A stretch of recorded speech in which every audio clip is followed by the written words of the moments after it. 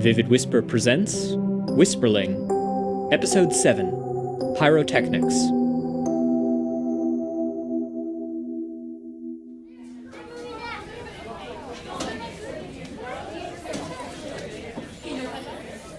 Quinn hid behind a small group of kids, but stared right at the boy with the dark hair.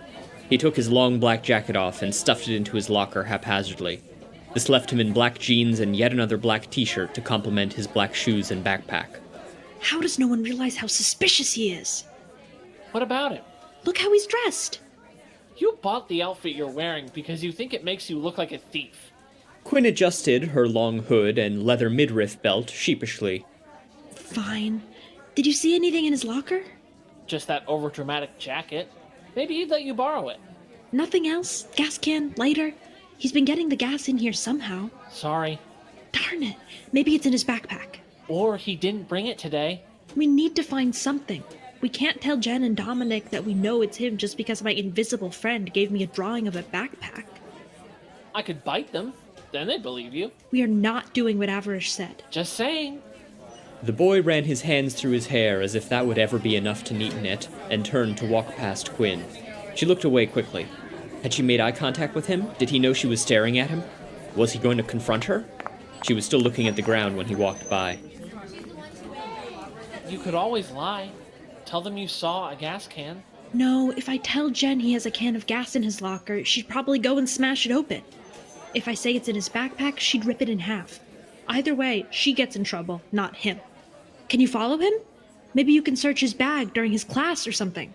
Oh yeah, stick me with the arsonist. You said you wanted to be a sleuth. Also, you're invisible and can't be hurt. I can be hurt. Then you reappear from the doll in my bag and you're fine again. Doesn't mean it doesn't hurt. Just follow him, okay? Please? Yeah, on it. Spark trotted off after the boy, and Quinn went nervously to class. Her essay was due, and she had yet to finish her draft. She had hoped to work on it the previous day, but she kept getting distracted, thinking about the Colonel, Scarsteel, Avarish, Gaia, the boy with the backpack. When she didn't turn it in at the start of class, Ms. Palmer asked her to stay afterward. Quinn? I'm sorry, I'll finish it tonight. What happened? You were so far ahead a week ago. I'm almost done. Is it the same story as last time? Sort of. Quinn, if this is becoming a regular thing... It's not. How can you know?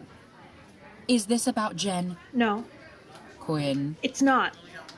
you know if you know anything about her, even if she told you not to tell anybody, the safest thing to do is to tell someone.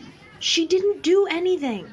She and Stephen were fighting in the middle of the museum. No, that's... I'll finish my essay tonight, okay? Quinn, middle school is a stressful time for everyone. It's hard to know what the right thing is to do. The smart thing to do is to ask for help. Every adult you know has lived through the same thing. Yes. I'm sure you have. It wasn't until 2 periods later, when Quinn was walking to lunch, that Spark ran up to her. Quinn!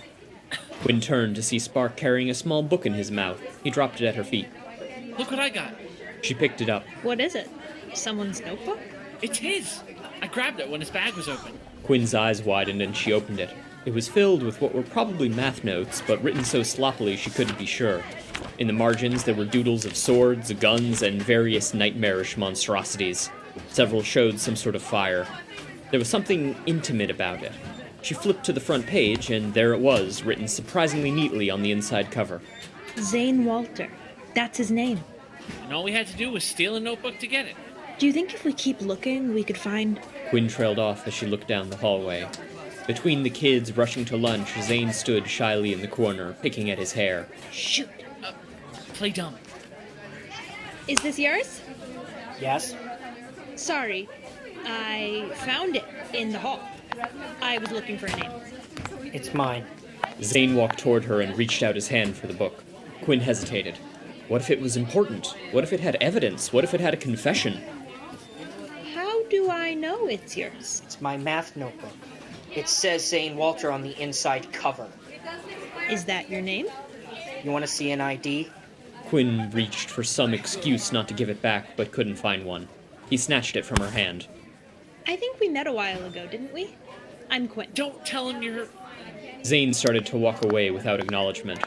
I like your drawings. Zane flinched and kept walking. Quinn started to follow. They reminded me of drone strikes. Zane stopped, just for a moment, then started walking faster. Stop following me. He wove deftly through the crowd and disappeared. Darn it. What did you do that for? I thought the article... Never mind. I'll keep following him. Spark took off after Zane, and Quinn went to lunch, gears in her brain spinning as fast as they could. Jen and Dominic were already sitting at the table. Dominic smiled at her quietly, and Jen waved, her feet up on an empty chair. She was chewing on a pencil eraser. Good, you're here.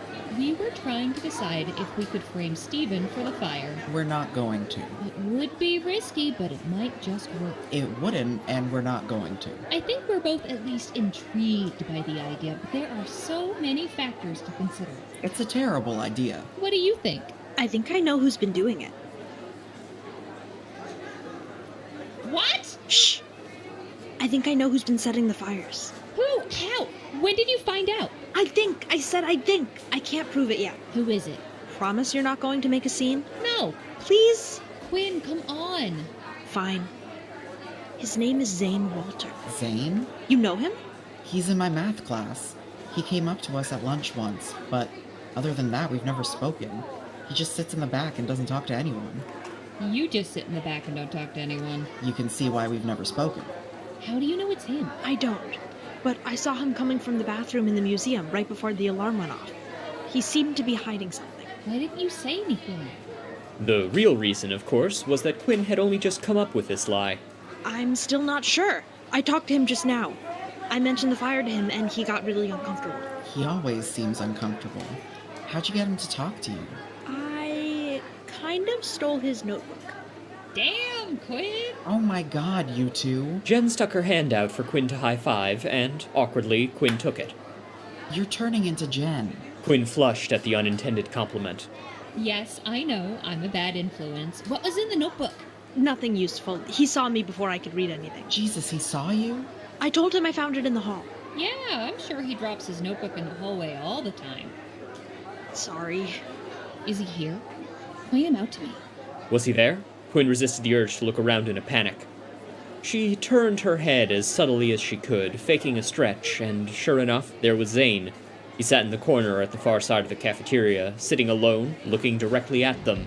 They made eye contact, and she flinched. Yeah, he's here. Looking right at us. Oh, Don't look now. Sitting alone. Black shirt, black hair. All the way across the... I said don't look now! got it. Now he knows we're talking about him. So what? He's the arsonist here, not us. Why do we have to pretend we're not onto him? What if he's dangerous? What? What's he gonna do? Set something on fire? No, besides that. Is that not dangerous enough for you? This is great. Now we just have to prove it was him. Yeah, that's all. How do we do that? I don't know, but it's gotta be easier than figuring out who it was, right? Maybe we can catch him in the act. How? By following him all day? Sure, why not? Classes? Because we could get in trouble for stalking? Well, yeah, I mean, besides that. They talked through lunch, but couldn't come up with a plan. A couple of times throughout the day, Quinn spotted Zane looking at her, brow furrowed, Spark generally following behind him. After school was over, Spark returned to meet her at her locker. Nothing. Are we really sure it's him? It must be. His bag matches Pumpkin's drawing exactly. It just feels like we're making assumptions. Just because he keeps to himself doesn't mean he's an arsonist. Yeah, I know. You're not exactly rolling in friends yourself. Hey! Sorry. I just mean, you're a loner. Dominic's a loner. This guy's a loner too. That's not why we're following him. We're following him because Pumpkin said she saw him start the fire in the museum. Maybe she made a mistake. No way. She was totally sure. Okay.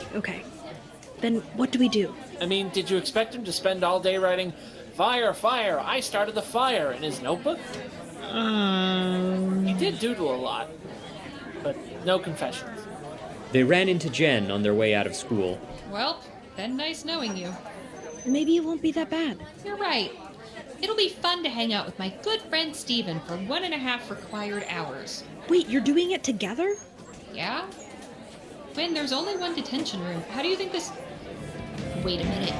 Jen started walking slowly past Quinn. She sped up as Quinn turned to watch her.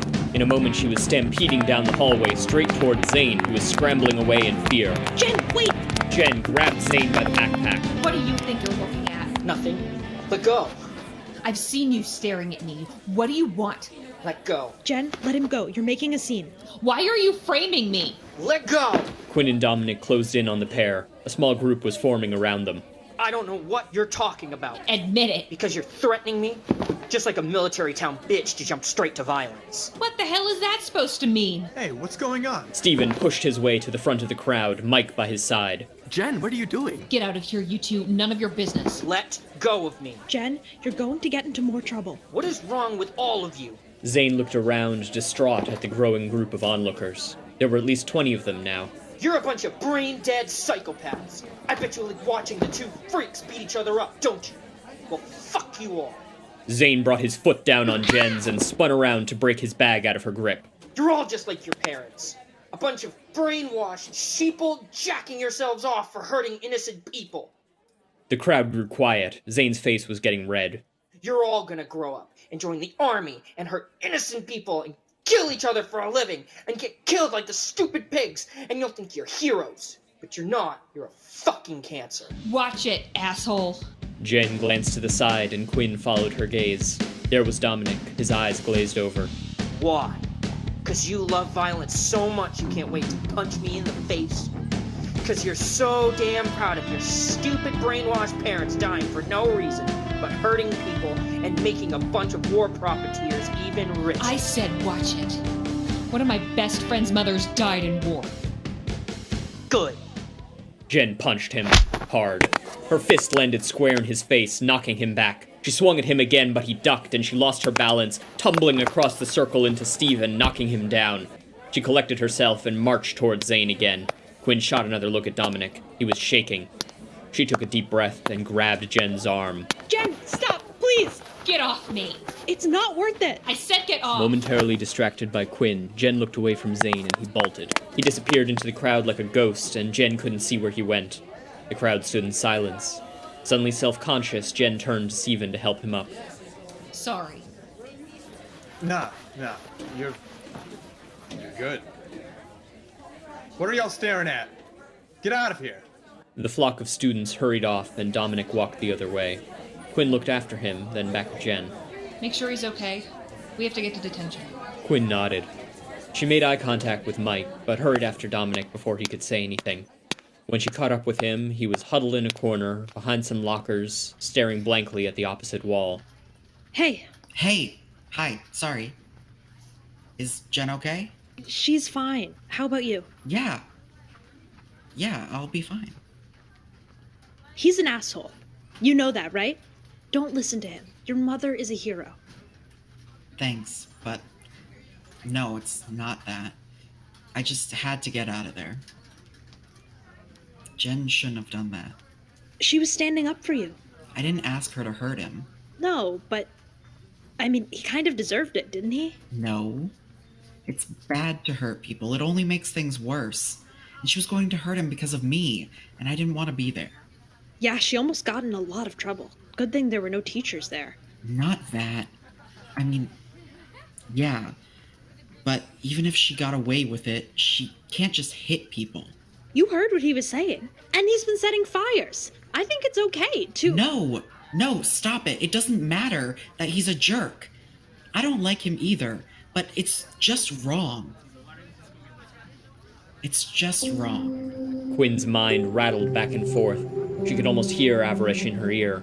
She stopped talking and sat next to him. Sorry. It's okay. Mostly, I'm worried about Jen. She's getting so obsessed with this fire thing. She has good reason to be. Yeah, but I'm worried she's going to do something stupid. She can take care of herself. Maybe. Quinn, don't take this the wrong way. Jen is great. I'm really glad she started hanging out with us, but don't turn into her. What? Never mind. I'm glad you stopped her. I hope she isn't mad. You did the right thing. Whew. I don't think I'm cut out for detective work. It's too stressful. No kidding. Are you doing alright? This was not the first time that Quinn wished Dominic could see the otherworldly. Maybe he'd understand what it was like to be trapped in a pit by a hungry troll. It's just overwhelming. There's too much happening at once. Yeah. As Quinn rode home, she tried to tear her thoughts away from Jen and direct them toward the Colonel. She hadn't spoken to him since seeing Avarish, and she wasn't sure what to tell him, or what she would even be able to tell him. Also, she needed to get to that essay she kept forgetting about. Well, we can't tell him about Gaia. We can't even tell him about reflectives. Sure. But if we figure something out using that information, maybe we can tell him that. What do we know about it? We know Scarsteel wasn't always like that. It transforms to match its environment. That's disturbing. No kidding. But that doesn't tell us how to fight it. Are you thinking about what Avarish said? About killing it? I don't know. Maybe. Isn't it more important that it stops hurting people? Yeah. I think. I don't know. The only difference between it and Gaia is where it grew up. But it's completely different from Gaia.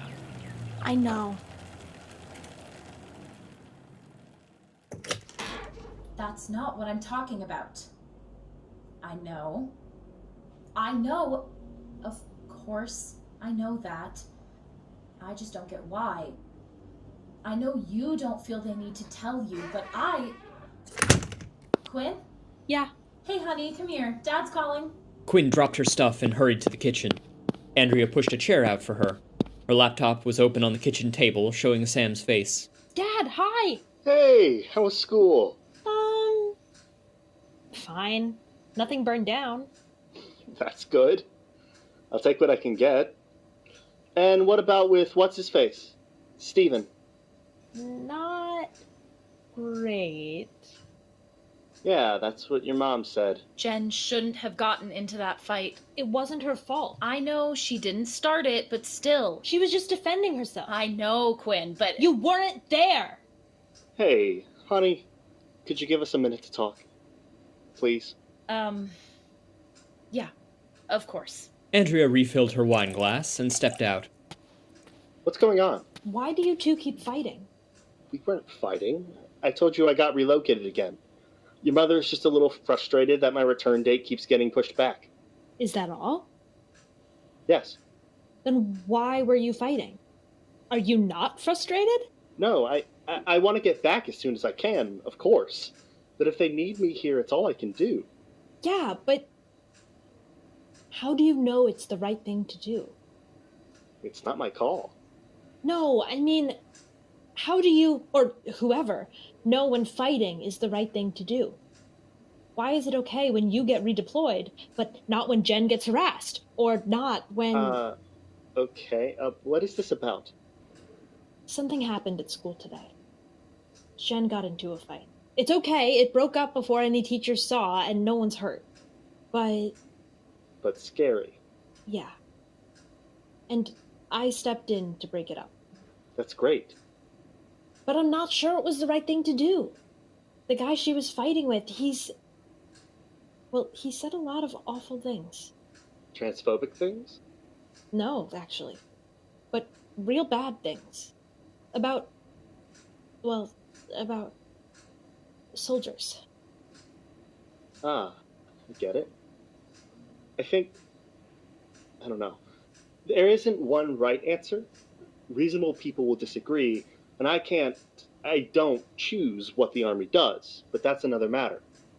Now, you should never seek out violence, I can say that, and it's certainly not okay to punish a civilian for their opinion of the military. It wasn't just his opinion. Doesn't matter. He might not know what he's talking about. He may be saying things just to hurt.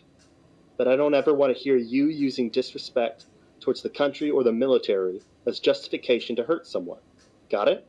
Yes. Good girl. Dominic got kind of freaked out when it happened.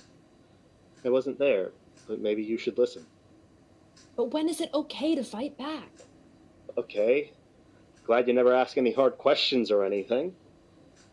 The answer off the top of my head is only when you have no other choice. It's always better to de-escalate if you can. Even in the army, we treat fighting as a last resort. Or we try, at least. How do you know whether you can de-escalate? Or maybe you're just not smart enough to have figured out how to do it yet. Then ask an adult if you can. Trust your gut if you can't. Hey, how about this? I'm pretty much out of time. Give me a bit to think about the nature of violence and ethics, and I'll come up with something more coherent. Deal? Deal. Great. I'll make sure you're home before I call next time. Good night. I love you. Love you too. Back in her room, Quinn threw her bag down and booted up the computer to get to work on her essay, and immediately turned to see Patch knocking on the window. Rolling her eyes but slightly relieved, she got up and opened it. Good day. Lovely weather. Hey, Patch. What's up? Haven't seen you since the woods. Wanted to be sure you were okay. I'm fine, thanks. I'm kind of busy with... That's great. Also, the Colonel wanted me to fetch you to debrief. Oh. She looked down, and sure enough, there stood the Colonel, waving and smiling wide. Can it wait a while? I really need to write. Sure. Take your time. But also, he did seem quite impatient. Fine. Wouldn't be able to write anyway. Quinn grabbed Spark's plush and climbed down the ladder. The Colonel stepped over the fence to meet them. He knelt, and Quinn gazed upward to talk to him. Good evening, Quinn. Hi, Colonel. You met with the Witch of Avarice, and I'm pleased to see you unharmed. Debrief, please. Tell me what she told you. There's not a lot. Sorry. We'll take what we can get. Okay. There was something she wasn't supposed to say. What was it? She reached for the memory, but everything the witch had said seemed to slip away like sand through her fingers. This must be the enchantment. There was nothing but fog. She remembered signing the book, then stepping out of the forest. Nothing but blank between. I'm sorry. I can't remember. You don't remember? She stared into the terrifying void in her memory. Sorry, Colonel. We promised not to tell. You what? She really doesn't want us to kill Scarsteel. She doesn't like the idea of killing a dragon. She wasn't going to tell us anything unless we promised not to tell. She made us sign a book. You did what? Oh, dear. Oh, dear. What? What about the book? I heard about this book. Several of our spies reported it. Promises written in it can't be broken. That's what she told us. Right. So our recon team can't tell us anything they saw. I was hoping that I could... I don't know. Use it, even if I can't remember it. Are you sure she actually said anything? If you can't remember, maybe she didn't tell you anything.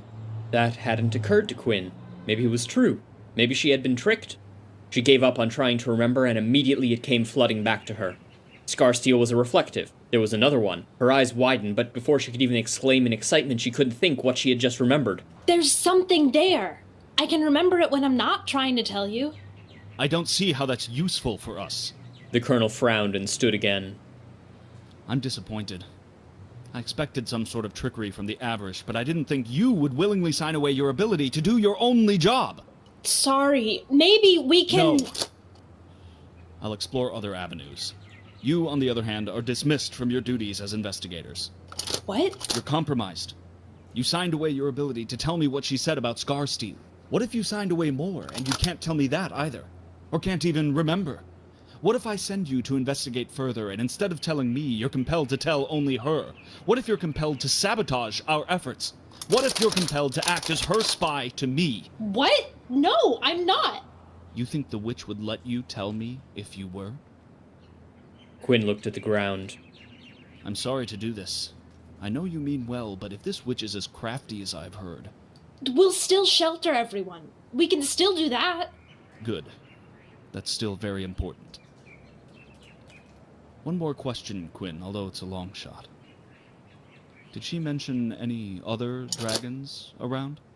Quinn couldn't remember anything like that. No. Ah. Colonel, I was wondering... Is there any other way to deal with dragons? Other than kill them? What?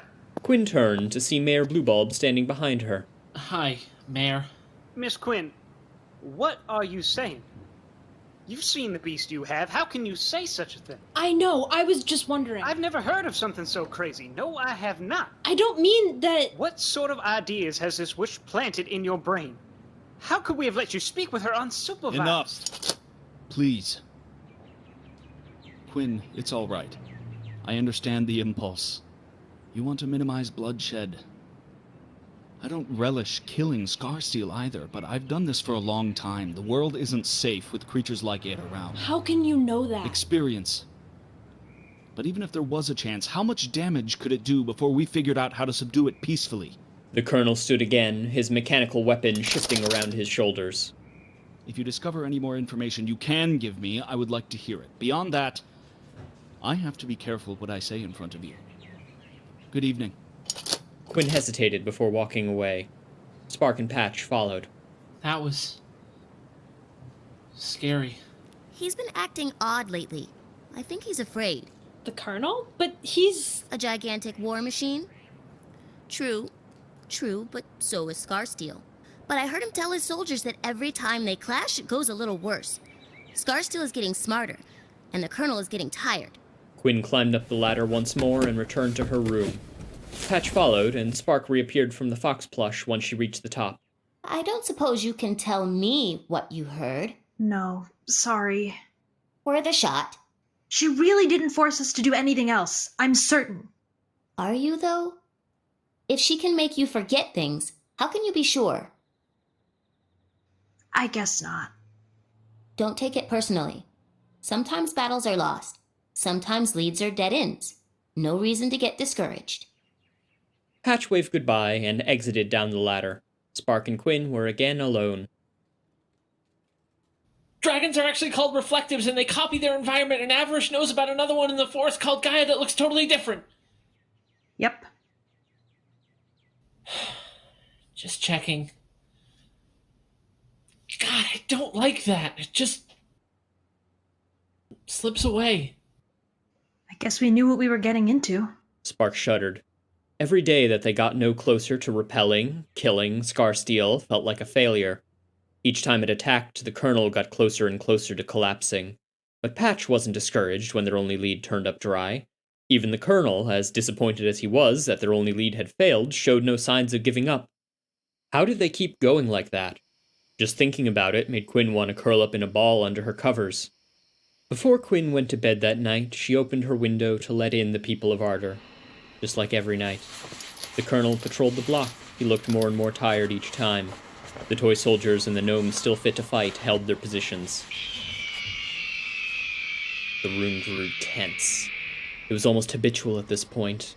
Another night of wondering if this would be the night one side or the other side falls. When the metal whirlwind appeared on the horizon, the colonel had already shifted his weapon into a sniper rifle and opened fire. The beast flew in spirals to evade the massive bullets the colonel fired and closed the distance quickly. It really is getting smarter. Scarsteel didn't even bother landing on the roofs across the street. It knew by now there would be no gnomes there. Once again, Quinn was afraid it might figure out where they had all gone. Instead, it dove directly at the colonel, who leapt out of the way, his gun reconfiguring to the massive sword. He backed up to retreat and almost tripped over someone walking down the street. Someone familiar. Quinn, it's Jen! What the hell? Quinn! The colonel didn't have a moment to be confused. Scarsteel dove again towards him and Jen, and he swung the blade like a bat, driving the reflective backward. He swiped again and again, not hitting, but keeping the beast at bay as Jen walked through the gate into Quinn's yard. What is she doing here? Quinn! Jen started climbing up Quinn's ladder. Scarsteel rose up again out of reach and dove for her. Quinn gasped as the colonel leapt 10 feet in the air, grabbing hold of one of the dragon's many tendrils. Scarsteel whipped around, and the colonel's own momentum sent him flying over Quinn's roof. Jen didn't really need to knock on the window. Quinn was already opening it. Hey, thanks. Yeah, come in, hurry. You good? I'm fine, hurry up. Jen slid in the window, and Quinn closed it as quickly as she could. The gnomes and dryads pressed against the walls of the room as Jen made her way to the bed and threw her bag down. Several red balls, about 4 inches across, rolled out of the bag. Quinn sat underneath the windowsill. Sorry it's so late. Scarsteel gripped the side of the house and began inspecting it. I didn't want to wake your mom. I'm glad you're up. Come here, I want to show you something. The bed was very visible from the window. Quinn sat on the floor with her back against the windowsill, out of sight. Jen hesitated, then joined her. Something happened outside, and the gnomes clustered around the window, but Quinn couldn't tell what. Check these out. They're called Elide balls. Jen handed Quinn one of the bright red balls. It was just a bit big to fit in her hand. Quinn turned to glance toward the window.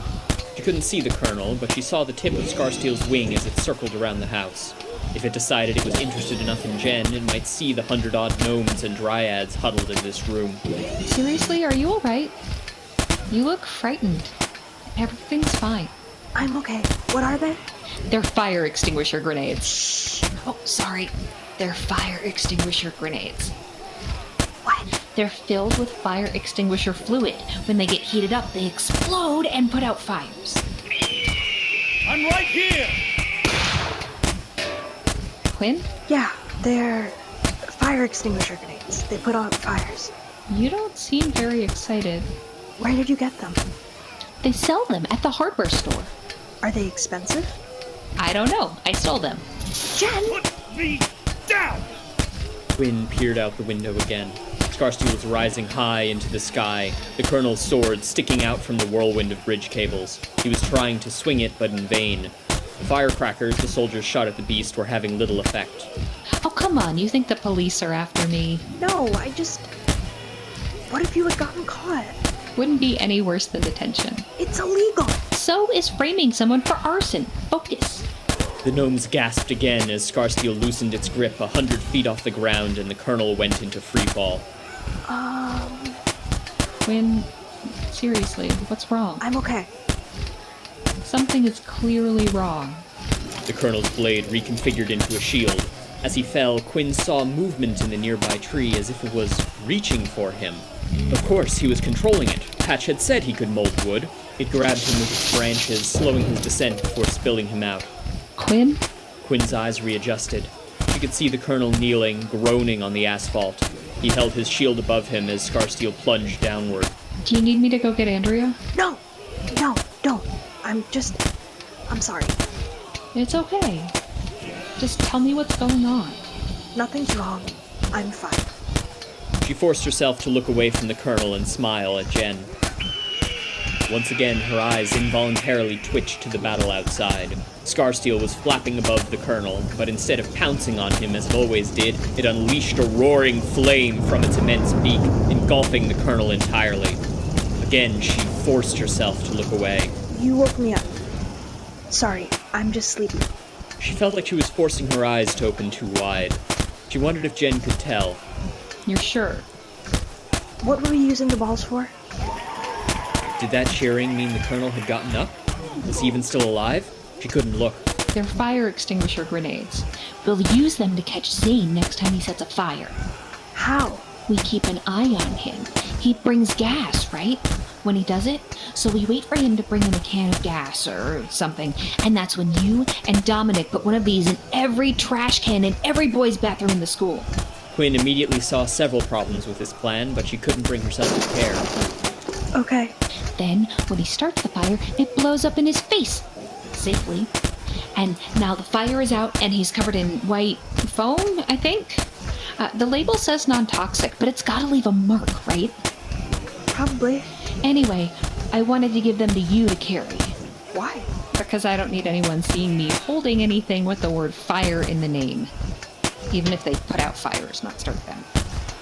Be gone, beast! Fair enough. So, will you do it? Yeah, of course. Quinn flinched again. Quinn, I know there's a lot going on. I feel like it's all been totally focused on me, which sucks. But you're my best friend. If there was something wrong, you'd tell me about it, wouldn't you? Yeah. Of course I would. Promise? I promise. Good. Let's catch this guy. Jen poured the balls out of her messenger bag and walked towards the window. Quinn turned now and clearly saw Scarsteel circling above the colonel, who was covered in burns, hobbling on one leg, waving his oversized sword with the last of his might. Jen, wait! Yeah? How was detention? Fantastic. It was awful, no surprise there. Yeah, okay. I need to get home. No, wait a minute. Okay?